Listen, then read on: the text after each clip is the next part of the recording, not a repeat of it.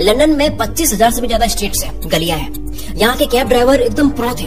ये लोग daily life में हजारों गलियां याद करते थे, हर एक गली का कोना कोना जानते थे, जिस वजह से इनके ब्रेन का एक पार्ट हिप्पोकैम्पस बड़ा हो जाता है। हिप्पोकैम्पस क्या है? ये हमारे दिमाग का सेंटर है लॉन्ग टर्म मेमोरी का। मींस जितना ज्यादा हम अपनी मेमोरी को चैलेंज करेंगे, यूज करेंगे, उतना हमारा दिमाग स्ट्रांग होता है, हिप्पोकैम्पस की साइज बड़ी होती है। बट सुनो, जब ये कैब ड्राइवर रिटायर होने लगे या फिर कुछ लोगों ने स्मार्टफोन में जीपीएस देखना स्टार्ट कर दिया, यानी अब वो याददाश्त का इस्तेमाल नहीं कर रहे हैं, वो गूगल मैप का इस्तेमाल कर रहे हैं, जिसके बाद में इनके हिप्पोकैम्पस का साइज वापस से छोटा हो गया, नॉर्मल साइज पर आ गया। क्योंकि स्मार्टफोन आने के बाद में हम सब ने रोड के रास्ते से लेकर के खाने की रेसिपी के लिए इसी पर डिपेंड हो चुके हैं। हम खुद याद नहीं रख पाते इतनी सारी इन्फॉर्मेशन। याद रखने को तो हो सकता है, लेकिन हम खुद याद रखना चाहते ही नहीं है, क्योंकि अब हर काम को आसान बनाने के लिए हमारे पास में उसकी एप्लीकेशन होती है, जिसका मतलब आप अपनी मेमोरी को चैलेंज नहीं कर रहे हो, जिसकी वजह से आपका दिमाग लेजी और वीक हो रहा है, आपकी मेमोरी लॉस हो रही है। मेमोरी लॉस के दो रीजन होते हैं। पहला है कि आप अपनी मेमोरी को चैलेंज नहीं कर रहे हो, जो कि हमने जाना अभी। दूसरा क्या है वो सुनो। इस दिमाग में दो टाइप की मेमोरीज होती है, हमें पता है, एक शॉर्ट टर्म, एक लॉन्ग टर्म। जब भी आप कुछ देखते हो, पढ़ते हो, तो पहले वो कंटेंट आपके शॉर्ट टर्म मेमोरी में जाता है। सबसे फ्रेश ज्ञान जो होता है वो शॉर्ट टर्म मेमोरी में होता है। फिर धीरे धीरे जो हम याद करने की कोशिश करते हैं वो हमारे लॉन्ग टर्म में पहुंच जाता है। ज्यादातर जो भी एक्टिव और फ्रेश नॉलेज होता है वो शॉर्ट टर्म मेमोरी में होता है। जो अभी आपने सुना या आप जो सुन रहे हो, ये आपके शॉर्ट टर्म मेमोरी में जा रहा है। तो सबसे ज्यादा नॉलेज की जो एक्टिविटी हो रही है वो शॉर्ट टर्म मेमोरी में हो रही है। उसी को ये स्मार्टफोन जो है वो खराब कर रहा है। मान लो आपने कंटिन्यू आधा घंटा रील्स या शॉर्ट्स देखी, आपने मतलब 70 से 80 वीडियोस देख ली, यानी आपने अपने शॉर्ट टर्म मेमोरी में 70 से 80 डिफरेंट कंटेंट को डाल दिया। अब आपकी शॉर्ट टर्म मेमोरी जो है वो एकदम फुल हो चुकी है। इसीलिए आप अब रील्स चलाने के बाद में पढ़ने बैठते हो, काम करने बैठते हो, तब कुछ याद नहीं आता है या दिमाग में घुसता नहीं है, क्योंकि ऑलरेडी मेमोरी फुल है, कुछ समझ नहीं आ रहा है, बात बैठ नहीं रही है दिमाग में, उसमें कुछ कंटेंट एंटर अब हो नहीं सकता।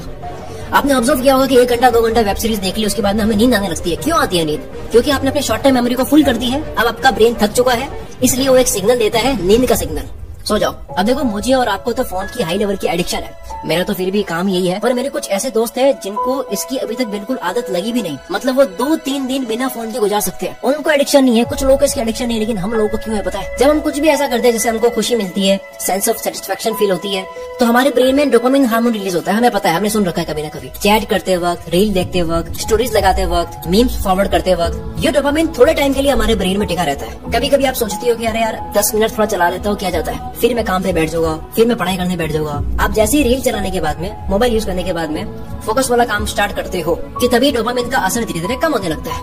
अब ब्रेन को फिर से प्लेजर चाहिए, मजा आ नहीं रहा पढ़ाई के अंदर, काम के अंदर, पैसे कमाने में मजा आ नहीं रहा है, मजा तो टाइम को वेस्ट करने में आ रहा है। आपने कभी अपने आप को ऑब्जर्व किया होगा कि अरे यार इतनी देर से काम कर रहा हूँ, जबकि इतनी देर से काम कर नहीं रहे हो, आपको फील हो रहा है कि बहुत टाइम से काम कर रहा हूँ, अब बोर हो गया हो, 5 मिनट रील चला लेता हो, और आप फिर से फोन पिक करते हो और फिर से ये प्लेजर लूप स्टार्ट हो जाता है, जिसकी वजह से स्मार्टफोन की एडिक्शन बढ़ रही है। कंटिन्यू रील्स देखने की वजह से आपका माइंड जो है वो ब्लॉक होता है। कैसे होता है? मान लो आप रील चला रहे हो, सबसे पहले आपने कॉमेडी वाली रील देखी, कॉमेडी का कंटेंट देखा, बहुत मजा आया, हंसे आप, स्क्रॉल किया, दूसरी रील में एक लड़का दूसरी लड़की को गुलाब दे रहा है, आपका ब्रेन कॉमेडी से लव इमोशन में आ गया तुरंत। फिर तीसरी रील में राव साहब का गाना बजने लग गया, आपका ब्रेन लव से सीधा करियर पे फोकस हो जाएगा। आप सोचोगे मुझे महंगी गाड़ी लेनी है, घर लेना है, पैसा कमाना है। फिर आपने स्क्रॉल करा, चौथी रील में 2 लड़कियां डांस करती हुई आपको नजर आ रही है, आपका दिमाग एकदम, बस सिर्फ 4-5 मिनट के अंदर आप अपने शॉर्ट टर्म मेमोरी में 10 अलग अलग तरह के इमोशंस भर देते हो, और आप ये चीज हर दिन रिपीट कर रहे हो। आपके दिमाग को किसी एक इमोशन पर टिके रहने की आदत रह ही नहीं गई। आप प्रैक्टिस कर रहे हो जल्दी जल्दी बार बार इमोशन को बदलने की। फिर उसके बाद में जब आप किसी काम पर बैठते हो, पढ़ाई करने बैठते हो, कोई फोकस वाला काम करने बैठते हो, तब आप केवल 5 मिनट, केवल 10 मिनट ही उस वर्किंग इमोशन में होते हो। उसके बाद में आपका दिमाग बोर होने लगता है, ओवर थिंक करने लगता है, कुछ और सोचने लगता है, डिस्ट्रैक्ट होने लगता है, और फिर थक हार के आप फोन को उठा लेते हो एंड आप चलाने लग जाते हो। इसी वजह से कोई भी काम कंप्लीट करने से पहले ही आप बोर हो जाते हो। मतलब एक स्मार्टफोन एडिक्टिव इंसान अगर ये सोच कर बैठा है कि मुझे ये काम पूरा कंप्लीट करना है या फिर मुझे ये चैप्टर कंप्लीट करना है, वो कितनी ही ट्राई कर लेगा, वो अपने दिमाग से लड़ नहीं पाएगा इसी एडिक्शन की वजह से। यूनिवर्सिटी ऑफ कैलिफोर्निया के रिसर्चर ग्लोरिया मार्क ने बताया कि एक बार अगर काम करने का फ्लो टूटता है तो वापस से काम करने बैठते हो तब आपकी वर्क एफिशिएंसी 40% तक कम हो चुकी होती है। एक बार भटकने से आधी परफॉर्मेंस डाउन हो जाती है। फिर कहते हो काम अच्छा नहीं हो रहा, क्यों नहीं हो रहा है? बिकॉज सिर्फ एक बार भटकने से आपकी वर्क परफॉर्मेंस आधी हो जाती है। अब आते हैं रात की नींद पर, स्लीप साइकिल पर, जिसकी आपने चेन उतार रखी है। ज्यादा फोन यूज करने की वजह से आपके सोने और जागने का टाइम एकदम बेकार हो चुका है। पहले के लोग टाइम पे सोना तो बहुत दूर की बात, टाइम पे मेडिटेशन भी करते थे। अब तो लोगों का मेडिटेशन गया और नींद भी गई। हम सबके अगर सोने और जागने का टाइम बिगड़ता है तो उसकी सबसे बड़ी वजह फोन है। अगर आप बहुत देर तक फोन चलाते हो, 12 बजे 1 बजे तक फोन चलाते हो, तो होता क्या है कि आपका दिमाग फोन को चलाते वक्त अलर्ट हो जाता है। चाहे आप गेम खेल रहे हो, वेब सीरीज देख रहे हो या सोशल मीडिया यूज कर रहे हो, आपका दिमाग वहाँ चला जाता है। एग्जाम्पल के लिए रात को 1 बजे अगर कोई फ्री फायर पबजी खेलता है तो वो गेम तो हमारे लिए है, लेकिन हमारे दिमाग के लिए क्या है कि हम बचना चाहते हैं, हम अपने आप को बचाना चाहते हैं एनिमीज से।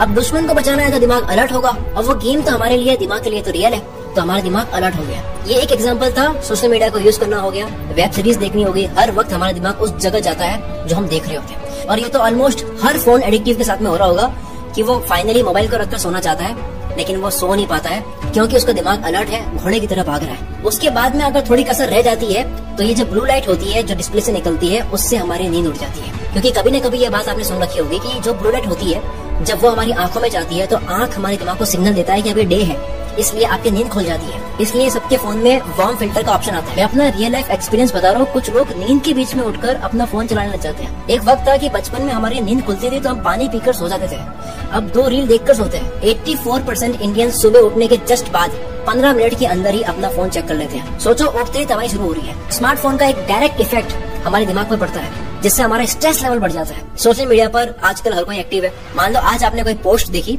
जिसमें आपको कोई रिलेटिव कार खरीदता हुआ नजर आ रहा है, एक महंगी कार खरीद ली। फिर कल आपने एक रील देखी जिसमें एक इंसान अपना करियर स्विच करके बिजनेस शुरू कर दिया, सक्सेसफुल हो गया, उसने पूरी स्टोरी बता दी। फिर परसों एक स्टोरी देखते हो जिसमें एक पर्सन ऑफिस की तरफ से दुबई ट्रिप पर गया हुआ होता है, मजे कर रहा है। तो ऐसी सब चीजों को देखने के बाद में आपका मन इधर उधर भागता रहता है, आप स्ट्रेस फील करते हो, आप सोचते हो कि यार मुझे भी ये सब चाहिए, मैं क्यों नहीं कर पा रहा हूँ, मैं भी वो ट्राई करके देखो जो वो कर रहा है।